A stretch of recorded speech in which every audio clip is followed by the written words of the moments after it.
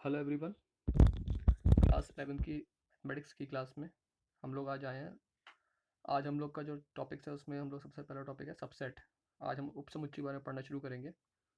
पिछले lecture I hope आप लोग अच्छे से पढ़ रहे होंगे। तो उसमें हम लोगों ने समुच्चय समुच्चय के प्रकार वगैरह पढ़ लिए थे। आज हम लोग पढ़ने वाले हैं उपसमुच्चय। तो शुरू करते हैं। तो यहाँ पे उपसमुच्चय की डेफिनेशन स्टेट कर रखी है, इसको पढ़िए। यदि ए और बी ऐसे दो समुच्चय हों कि ए के सभी अवयव बी के भी अवयव हों तो ए को बी का उपसमुच्चय कहते हैं। ए के सभी अवयव बी के भी अवयव हों तो ए को बी का उपसमुच्चय कहते हैं। इस सत्य को, ये जो साइन दिया हुआ है ए, ये जो साइन है इसे बोलते हैं उपसमुच्चय, कि ये ए बी का उपसमुच्चय है या ए सबसेट ऑफ बी से निरूपित करते हैं और इसे ए उपसमुच्चय बी पढ़ते हैं।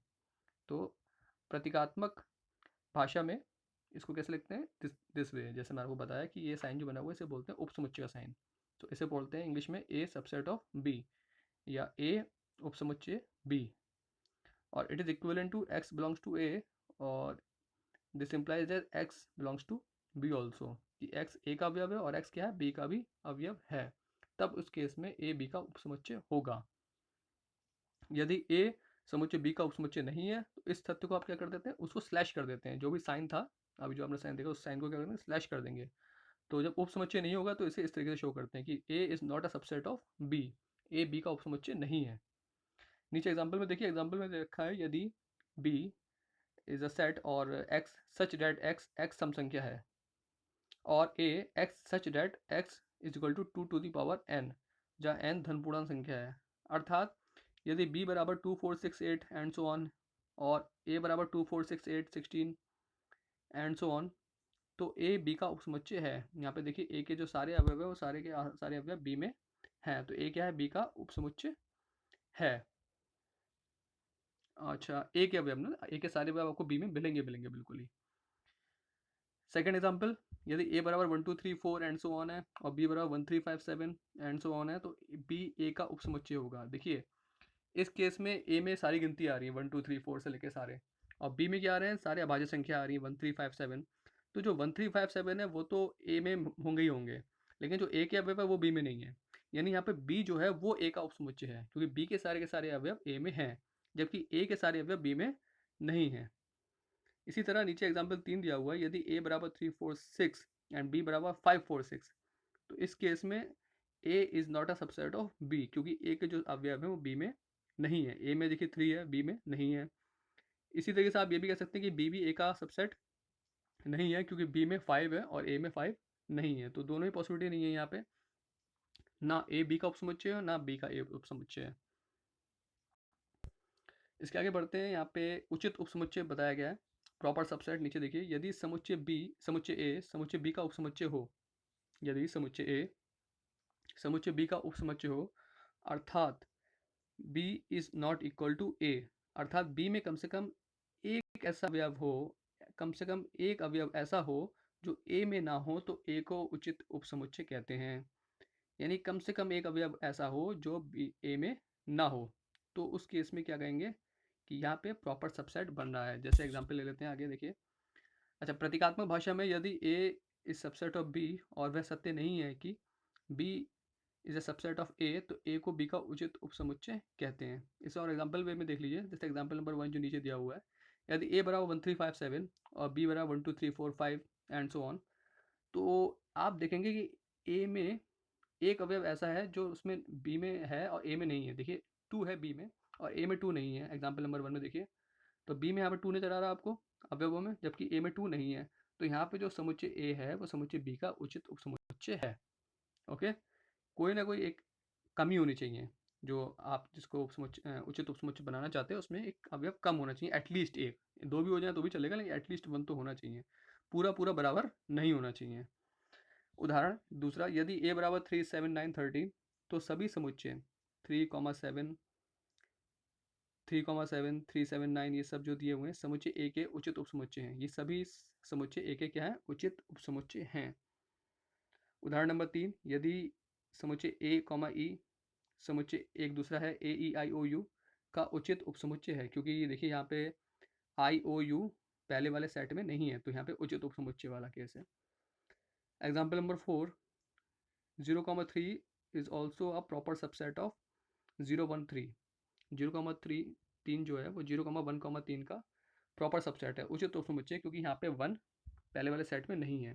तो आप इस बात समझ होंगे प्रॉपर सबसेट और सबसेट में इतना अंतर है कि प्रॉपर सबसेट में ऐसा सेट एक होगा जिसमें कम से कम एक अवयव या उससे ज़्यादा की कमी हो, कोई ना कोई एक अवयव या दो अवयव या दो से ज़्यादा मिसिंग हो। ओके, इसके आगे चलते हैं। अब एक ये फॉर्मूला यहाँ पे आप फॉर्मूले को ध्यान रखिएगा, नोट कर लीजिएगा अपने कॉपी में कि एन अवयवों वाले समुच्चयों में, एन अवयव वाले समुच्चय में, यानी कोई अगर समुच्चय दे रखा है और उसमें अवयवों की संख्या कितनी है, स्मॉल एन, तो ऐसे में जो उसके उपसमुच्चय बनाएंगे उन उपसमुच्चयों की संख्या होगी 2 टू दी पावर n।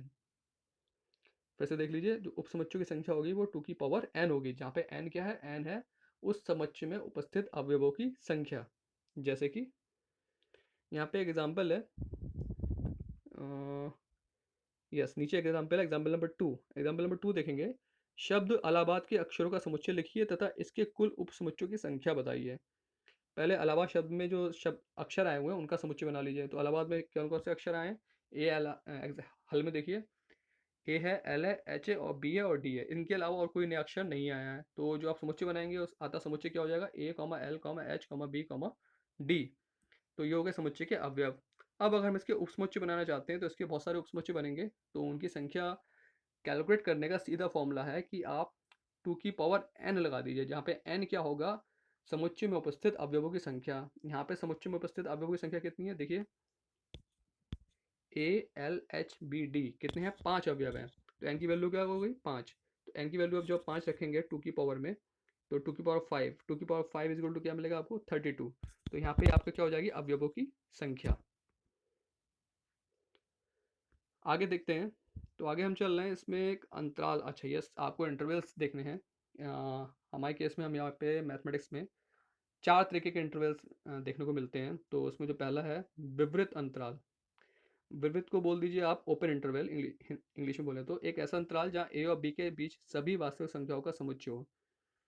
यानी अगर कोई इंटरवल हम ले रहे हैं, जैसे यहाँ पे जो ब्रैकेट में लिखा हुआ है ए कॉमा बी, देखिए जो ए कॉमा बी लिखा हुआ है इसका मतलब है कि ये ए कॉमा बी एक ओपन इंटरवल है, जहाँ पे जो अवयव होंगे वो ए से लेके बी तक के आएंगे, ए से लेके बी तक नहीं, ए को छोड़ के उससे आगे, उससे पहले के, और बी को छोड़ के बी से पहले के, तो उस इंटरवल के जितने भी अवयव होंगे वो उसके अंदर होंगे, तो इसे बोलेंगे ओपन इंटरवल।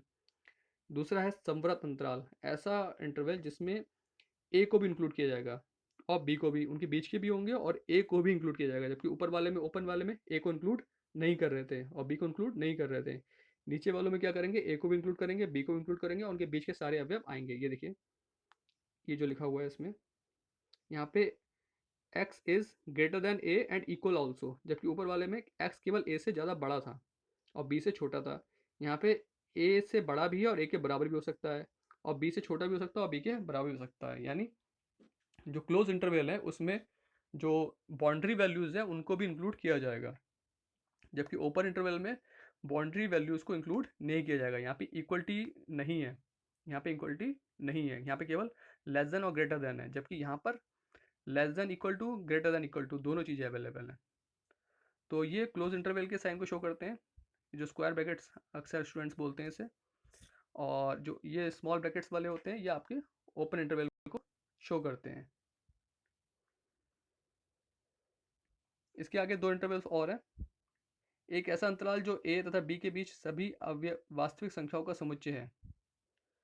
एक ऐसा अंतराल जो ए तथा बी के बीच की सभी वास्तविक संख्याओं का समुच्चय है। अब जैसे यहाँ पे सीधे सीधे मैं आपको बताऊँ तो यहाँ पे देखिए, एक तरफ क्लोज इंटरवल का साइन है ए की तरफ और बी की तरफ ओपन इंटरवल का साइन है, ठीक है। तो ये जो ए की तरफ देखिए क्लोज इंटरवल और बी की तरफ ओपन इंटरवल है, तो इन्हें, ये यहाँ पे आप समझ सकते हैं साइन कैसे आने वाला है।